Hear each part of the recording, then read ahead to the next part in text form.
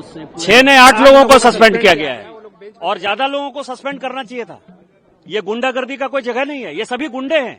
आज आप समझिए कि उन्होंने क्या किया, टेबल पर कूद कर जो वहां के अधिकारी हैं, जो कर्मचारी हैं, जो लोकसभा सेक्रेटेरिएट में पक्ष और विपक्ष दोनों को सहयोग करते हैं, आप उनको डरा रहे हैं, धमका रहे हैं, आप उनको जो है टेबल पर कूद रहे हैं, आप स्पीकर के ऊपर जो है लाठी डंडा की तरह जो है कागज फेंक रहे हैं, मिट्टी फेंक रहे हैं। ये गुंडागर्दी है ना। और उसमें राहुल गांधी कहते हैं कि मैं अपनी मर्जी से बोलूंगा। आपकी मर्जी नहीं चलेगी, ये पार्लियामेंट स्पीकर की मर्जी से चलता है। स्पीकर यहाँ के कस्टोडियन है और आर्टिकल 105 में ये सारे अधिकार संविधान निर्माताओं ने सारे अधिकार स्पीकर को दिए हैं। यदि पार्टी भी बोल दे बोलने के लिए और स्पीकर कहें कि नहीं बोलना है तो नहीं बोलेंगे। टाइम यदि पार्टी तय कर दी और स्पीकर कहते हैं कि नहीं आपका टाइम नहीं दूंगा मैं, तो कोई इसके ऊपर कोई क्वेश्चन नहीं कर सकता। जो 389 है रूल का, वो कहता है कि सारे डिसीजन स्पीकर के हाथ में हमने सौंप दिए। जैसे कि आर्टिकल 368 है कॉन्स्टिट्यूशन का कि पार्लियामेंट को ये पूरा अधिकार है कि वो कॉन्स्टिट्यूशन में चेंज कर सकता है। राहुल गांधी कह रहे हैं कि मुझे बोलने नहीं दिया रहा है। किस चीज का ऑथेंटिकेशन? मैंने कल भी कहा, फिर मैं आपको एक्सप्लेन कर दे रहा हूं।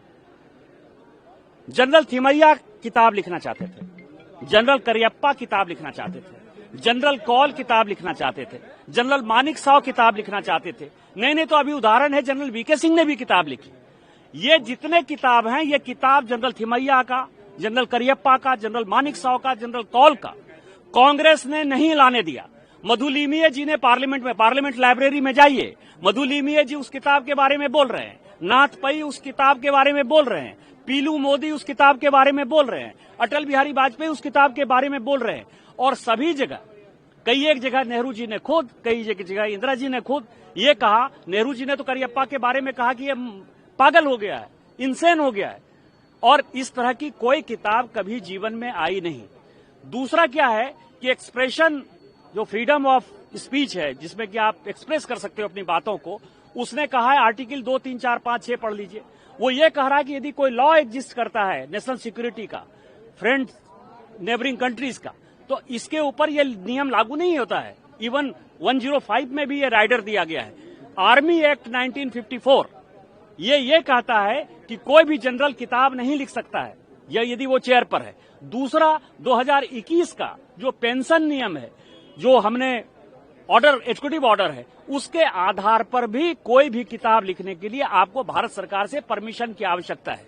यही कारण है कि वीके सिंह साहब बहुत चीजें AK एंटनी के बारे में लिखना चाहते थे। वीके सिंह साहब मनमोहन सिंह जी के बारे में लिखना चाहते थे, क्योंकि आपको पता है कि उनके ऊपर आरोप था कि उन्होंने चढ़ाई कर दिया था और प्रधानमंत्री बनना चाहते थे, मार्शल लॉ लागू होना चाहता था। लेकिन भारत सरकार ने, वो हमारे सांसद थे, वो हमारे मंत्री थे, तो भी भारत सरकार ने उन सारे पेपर को लिखने की इजाजत जनरल वीके सिंह को नहीं दी।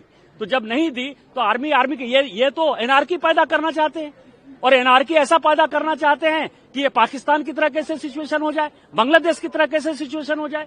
मतलब मैं आपको बताऊं कि पागलपना का कोई हद है और उसका कोई नाम है, एक व्यक्ति, तो वो राहुल गांधी।